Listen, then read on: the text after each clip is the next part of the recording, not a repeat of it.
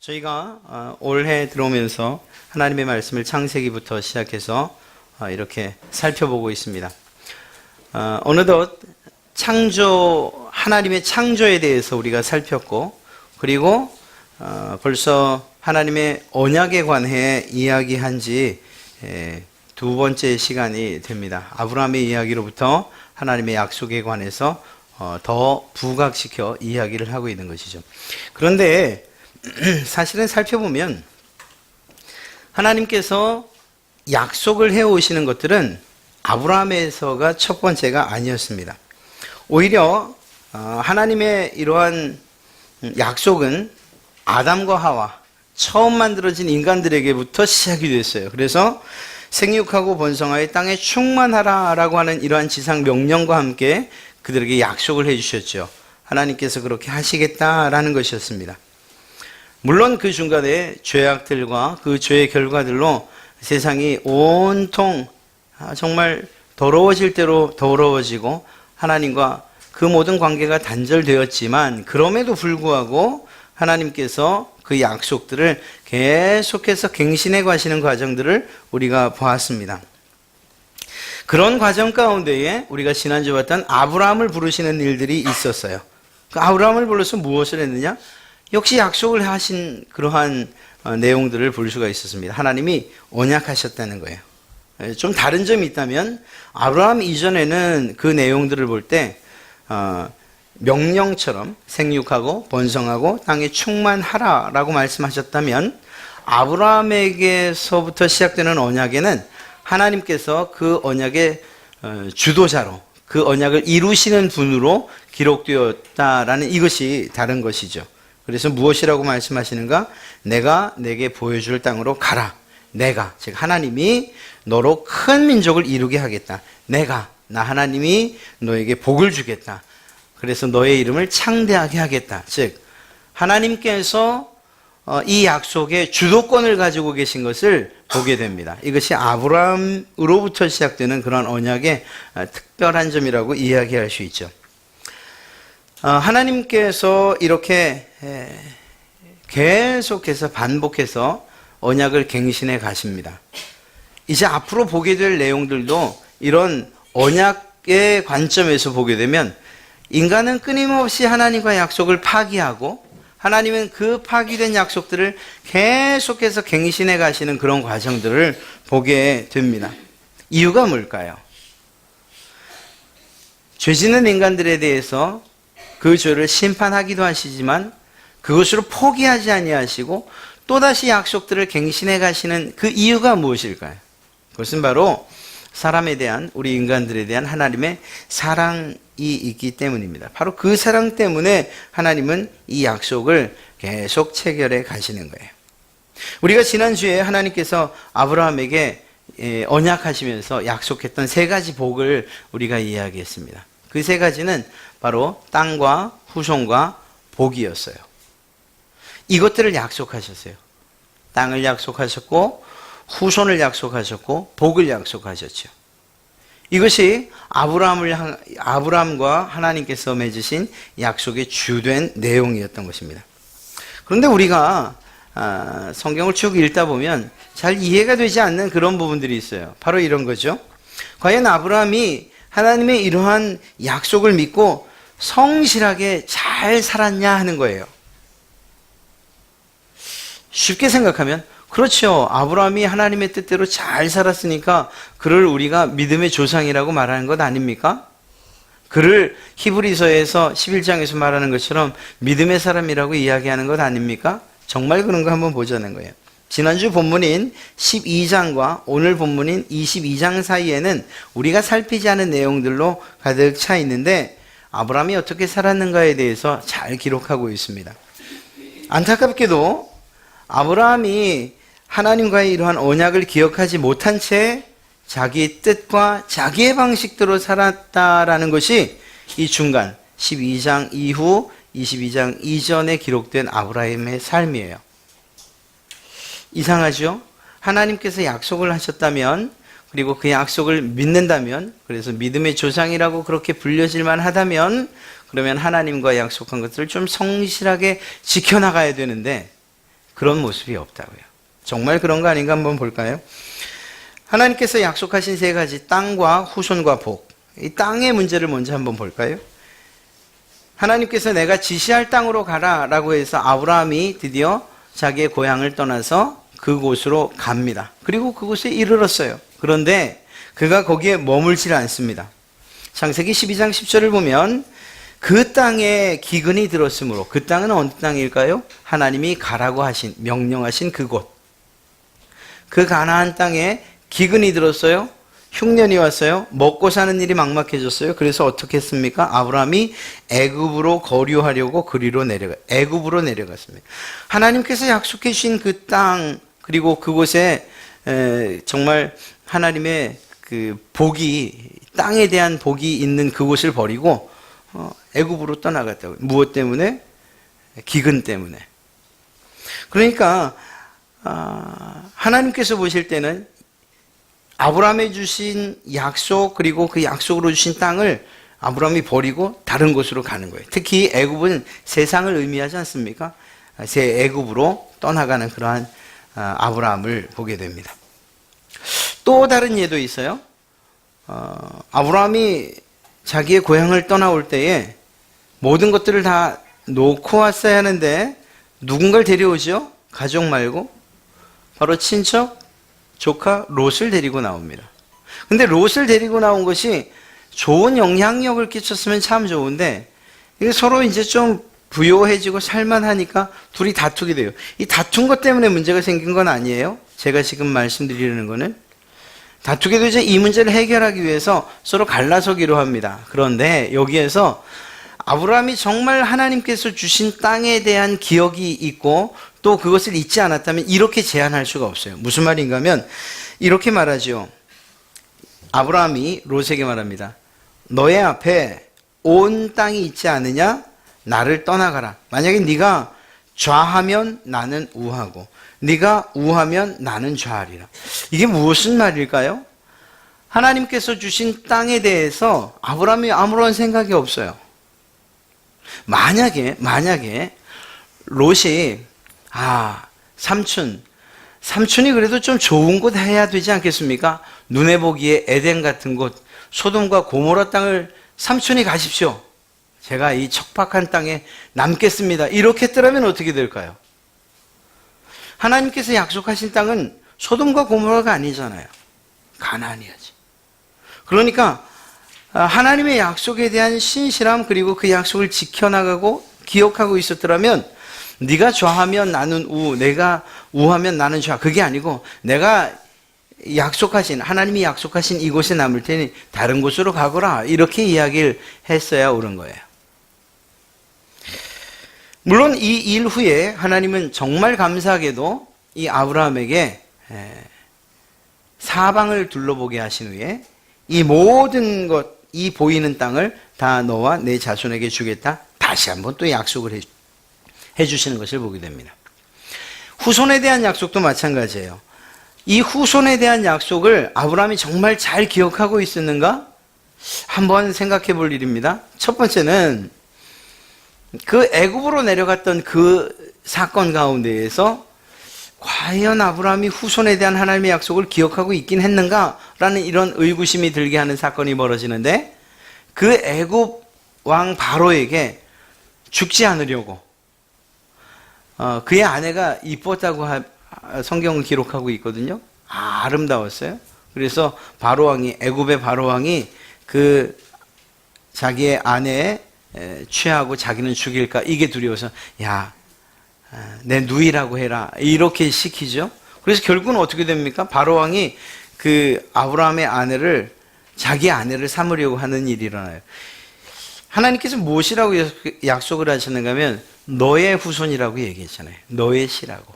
그러면 자기의 아내 외에 다른 어떤 곳에서 후손을 주시겠다는 게 아니에요. 그 몸을 통해서 후손을 주시겠다고 약속했던 거죠. 그 하나님의 약속을 기억했더라면 자기의 아내를 지켜야죠. 아니, 그것 아니어도 지켜야죠. 그래서 자기 살겠다고 내 누이요, 이렇게 말해서는 참 좀 비겁하지 않습니까? 남자분들? 그렇죠. 근데 안타깝게도 이 일을 2번이나 해요. 2번이나. 하나님께서 주신 약속, 자기 아내의 몸을 통해서 후손을 주겠다고 하신 그 하나님의 약속을 기억했더라면 이렇게 자신의 아내를 취급해서는 안 되는 거죠. 또 있습니다. 기다려도 후손이 생기지 않고 아이를 낳을 기미가 보이지 않으니까 어떻게 해야 합니까? 자기의 종인 엘리에셀을 후손으로 삼고자 합니다. 창세기 15장 2절에 아브라함이 이르되 주 여호와여 무엇을 내게 주시려 하나이까? 나는 자식이 없사오니 나의 상속자는 이 다메섹 사람 엘리에셀이니이다. 이렇게 이야기를 합니다. 그러니까 하나님께서 주신 약속에 대한 기억을 가지고 그 믿음을 끝까지 가지고 있었다면 엘리에셀이 아니고 하나님, 지금 제가 믿어지지 않지만 그래도 아들 주신다고 했는데 언제 주실 겁니까? 라고 얘기해 주는 거죠. 그런데 엘리에셀을 그를 차라리 내 후계자로 상속자로 삼아 주십시오. 이렇게 이야기를 합니다. 이것으로 끝났으면 참 좋겠는데 그 뒤에는 아내까지 이 하나님의 약속을 마치 헌신작처럼 버리는 이 일을 도모하죠. 그래서 아들 주지 않으시니까 우리의 뜻대로 한번 후손을 한번 만들어 봅시다. 제게 몸종 하갈이 있는데 그 하갈에게서 아들을 낳으십시오. 그리고 그 아들을 우리의 상속자로 삼읍시다. 아내가 제안했고 그것을 순순히 따라가요. 그리고 이스마엘이 나왔죠. 하나님이 약속하신 아들은 이스마엘이 아니었어요. 몸종에게서 태어난 아들로 상속자를 삼으시겠다고 약속하지 않으셨어요. 하나님의 약속은 분명하게 그의 사라를 통해서 난 아들이어야만 했어요.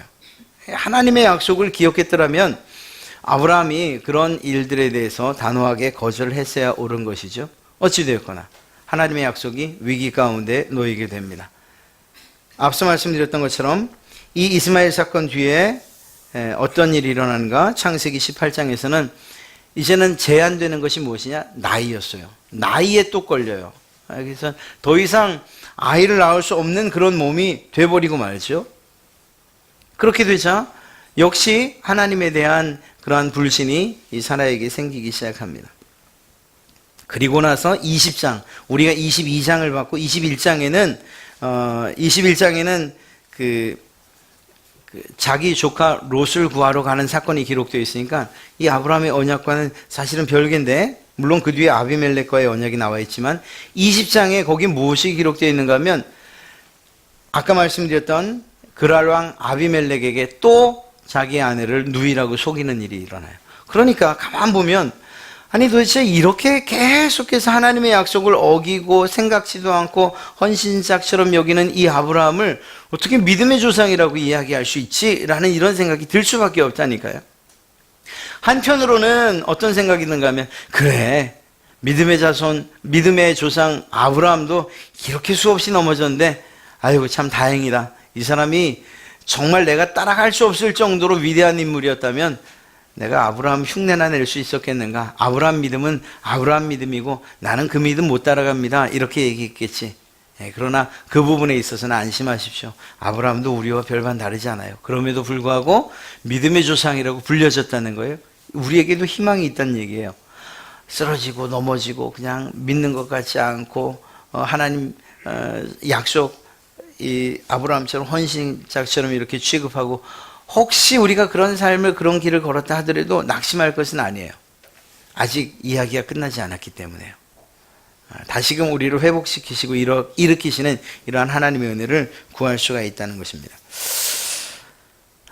이렇듯이 하나님의 이 아브라함의 신실하지 못함에도 불구하고 하나님은 여전히 신실하셔서 이 아브라함과의 약속을 이행하셨고 놀랍게도 백세의 아들을 낳아 이삭이 태어나게 됐다는 거죠. 사실은 여기에서 이 아브라함의 믿음과 그리고 그 신앙의 전환점이라고 이야기할 수 있어요. 기다렸던 그 아들이 태어나는 것. 지금까지 봐왔던 그러한 아브라함과는 사뭇 다른 모습이 22장에 기록되기 때문이에요. 10대 소년으로 자랄 무렵에 하나님께서 아브라함에게 명령을 하시죠. 내 아들 이삭을 내게 바쳐라. 이건 한나가 사무엘을 성전에서 일하게 하는 것처럼 그렇게 바치라는 의미가 아니었어요. 번제로 드리라고 했어요. 번제는 여러분들이 아시다시피 일단 죽이고 그리고 각을 뜨고 속에 내장을 꺼내고 그리고 그것을 태워서 드리는 제사법이 바로 번제예요. 양이나 혹은 짐승들을 그렇게 드리는 것은 그건 이해가 가는데 하나님께서 왜 이러한 번제라는 이해할 수 없는 방식을 통해서 이삭을 바치라고 했을까?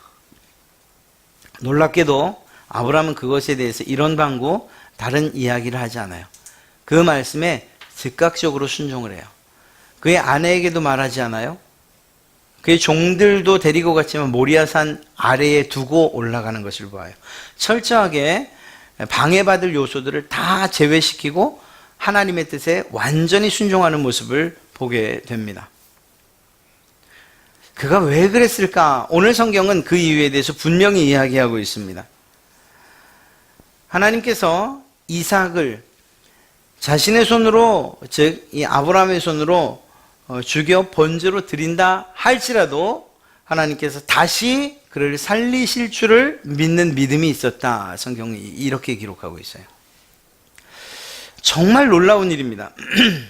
아브라함이 그렇게 비겁하고 비굴하고 하나님의 언약을 이렇게 파기하기를 지키지 않는 것, 생각하지 않는 것을 그렇게 그런 생활을 해왔던 그런 아브라함이었는데 그에게서 정말 상상도 못하는 그러한 믿음의 행동들을 보게 되는 것이죠. 여러분, 이 아브라함에게 명령되어진 그러한 특별한 희생제물, 이건 우리는 상상할 수 없는 일이에요. 사실은 그래요. 여러분들에게 있는 아들 그리고 또 여러분들에게 있는 자녀들을 하나님께서 이런 방식으로 내게 바쳐라고 한다면 우리가 아브라함처럼 행할 수 있겠는가라는 그러한 생각을 해봅니다. 특히 엄마들의 입장에서는 이러한 명령들이 도저히 받아들여질 수 없는 그러한 명령들일 거예요. 애써서 정말 수고로움 가운데에 품고 그리고 또 고통 가운데 낳고 그리고 또 그의 자라는 모습 가운데에서 그 모든 아픔과 고통을 보상받기라도 하듯이 기쁨 가운데 그렇게 키웠던 그러한 아들을 생각지도 못한 그러한 방식으로 하나님께 드려야 된다라고 하면 그 말에 동의하고 또 그 뜻에 순종할 만한 사람이 과연 몇이나 있겠습니까? 아브라함의 이 일은, 이 사건은 단순하게 아들을 드렸다, 또 죽였다, 하나님의 뜻에 순종했다, 이런 의미가 아니에요. 더 큰 관점에서 우리는 봐야 되고, 이 사건은 이 아브라함의 이삭을 바친 사건 이 하나로 끝나는 것이 아니고 이것은 뒤에 놀라운 한 가지 사건으로 예표되어지고 있는 것을 우리가 보게 됩니다. 아브라함이 믿었던 것은 하나님께서 내가 지금 드리는 이 하나님의 명령에 순종하여 그대로 죽인다 할지라도 하나님께서 다시 살리실 것이라는 믿음을 가지고 있었다는 거예요. 바로 이 다시 살릴 것이라는 이 믿음에 대해서 우리는 주목해야 되고 그것이 하나님께 인정받은 그러한 믿음이라는 것을 우리는 보게 됩니다.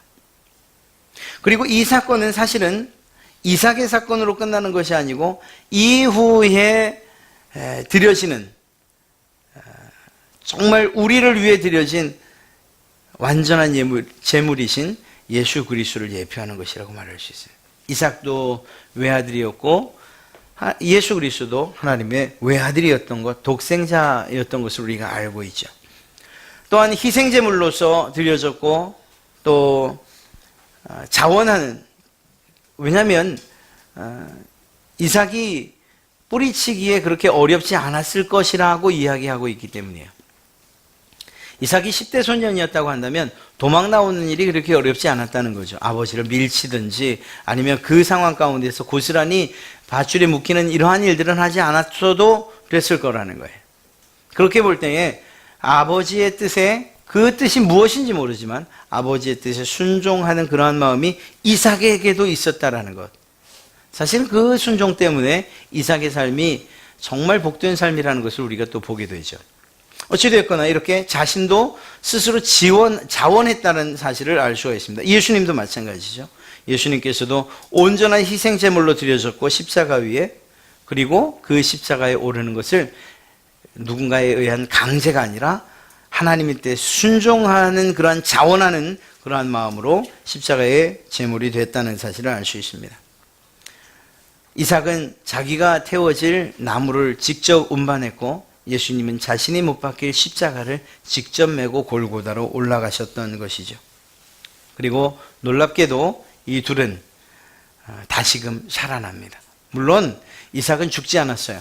그러나 그 아브라함의 믿음을 볼 때에 죽어도 다시 살 것이라는 믿음을 가지고 있었다는 그런 면에서 비유적인 그러한 차원에서의 다시 살아난 부활 사건이라고도 이야기할 수 있고요. 예수님이 실제적인 사건에서 부활을 하셨죠. 그렇습니다. 바로 예수 그리스도를 예표하는 것이라고 말할 수 있어요. 여기서 중요한 한 가지가 있는데요. 오늘 여러분들 이 찬양대, 성가대의 찬양, 이 하나님의 은혜라는 이 사실을 우리가 여기서 알 수 있어요. 분명히 명령되어진 것은 이삭이 죽는 죽음이었습니다. 그런데 하나님께서 그 이삭의 죽음 대신에 무엇인가 대속할 만한 그러한 재물, 대신 죽을 것을 마련하셨다는 이 사실이에요. 이삭이 다시 살아나는 그 일에 이삭도 아브라함도 아무런 영향력을 끼치지 못했어요. 이것은 전적으로 하나님께서 대신 마련해 주신 그 재물을 통해서 살아날 수 있었던 거예요. 사실 성경 안에는 이러한 대속 재물에 대한 이야기들이 가득 차 있고, 그 모든 대속 재물에 대한 이야기들은 결국 예수 그리스도의 초점이 맞춰지게 되어 있습니다. 아담과 하와가 그 수치스러움을 가리기 위해서 하나님이 잡아주셨던, 직접 죽이셔야만 했던 그 이름 모를 짐승, 그리고 그 가죽, 그것도 마찬가지로 대속 제물에 대한 예표라고 할 수 있고요.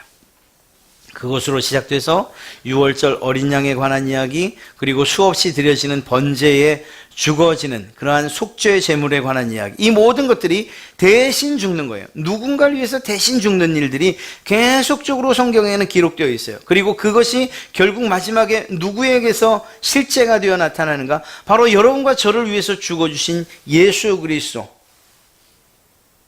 우리의 대신 죽어주신 그러한 대속 제물로 십자가에 매달리신 예수 그리스도를 향해 가고 있는 것을 보게 됩니다. 이 과정 가운데에서 우리가 할 수 있는 일들이 무엇이냐? 없다는 거예요. 그곳에 양을 마련하여 주신 것, 이것이 하나님의 은혜라는 것이죠. 예수 그리스도를 우리를 대신하여 죽게끔 계획하시고, 또한 그 계획에 온전히 순종하신 예수 그리스도, 그분의 은혜를 힘입는 것, 이것은 우리에겐 선물이었다라는 것입니다. 우리가 과연 할 수 있는 일이 무엇이겠는가? 없다는 사실을 알 수밖에 없어요. 이삭에게 있어서의 순종, 그것은 예수 그리스도 그분께서 하나님의 뜻에 순종하신 것과 마찬가지인 것이죠. 그 일이 같은 거예요. 우리에게는 그저 그 사실을 믿는 그 믿음이 우리에게 필요한 뿐입니다. 예수 그리스도께서 우리를 위해 죽으셨다는 사실, 그리고 그분의 보혈의 공로와 그분께서 대신 죽으신 그 죽음이 다른 사람이 아니라 바로 나를 위해서, 여러분 각자를 위해서 죽으셨다는 이 사실을 믿는 이 믿음이 우리에겐 필요하다는 것이에요. 놀랍게도 그 믿음을 가지고 있을 때에 예수 그리스도의 그 보혈의 능력과 그 힘이 우리에게도 영향을 미쳐 우리를 구원의 길로 인도한다는 사실이죠. 그러니 우리는 이 일이 하나님의 은혜의 선물이라고밖에 이야기할 수 없는 것입니다. 이삭이 정말 죽어야만 했는데 그곳에 대속 제물을 두셨던 그 하나님의 사랑. 사실 이러한 관계를 보면서 하나님께서 예비하셨다는 사실을 우리는 성경을 통해서 보게 됩니다. 하나님께서 예비하셨다는 거죠. 그 대속제물마저도 하나님이 예비하셨다는 거예요. 성경은 이렇게 이야기하고 있어요. 로마서 8장에서 말하기를 하나님의 아들까지도 우리를 위해서 내어주신 그 하나님께서, 그 하나님의 사랑이 우리의 필요를 채우지 아니하시겠는가라고 이야기하고 있습니다. 사실 우리는 우리가 받은 것이 놀라운 하나님의 은혜요, 정말 상상할 수 없는 그러한 선물을 받았음에도 불구하고 그것보다 그저 지금 내 눈에 보이는, 그리고 세상을 살면서 필요한 것들에 더 목이 메어 있는지 몰라요. 큰 것을 주실 수 있는 하나님이시면 작은 것들쯤은 주고도 남는, 우리에게 주시고도 남는 그러한 하나님의 능력이 있음에도 불구하고 지금 이 눈앞에 보이는 몇몇 가지가 구하는 것들이 이루어지지 않는다고 해서 하나님이 나를 사랑하시는지, 하나님이 내 기도에 응답하시는지, 이런 것들에 대해서, 하나님에 대한 그 약속들에 대해서 불신하고 있는 것 아닌가, 신뢰하지 못하고 있는 것 아닌가, 순종하지 못하고 있는 것 아닌가, 이런 생각들을 우리가 해봐야 된다고요. 자기 아들까지 십자가에 못 박기로 결정하시고 그 일을 이루신 그 하나님께서 그것보다 우리에게 이루어주시지 못할 일이 있다고 한다면 이 말이 무엇이겠어요? 그것이 무엇인지 몰라도 예수 그리스도 그분의 죽음보다 더 가치 있는 일이라는 것이겠죠. 그러나 그것은 없어요.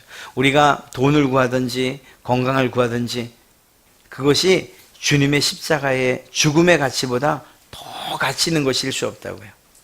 무슨 말인가 하면 하나님께서 예수 그리스도를 우리 위해서 주셨다면 다른 어떤 것들 또한 주지 않으실 만한 것이 없다고요.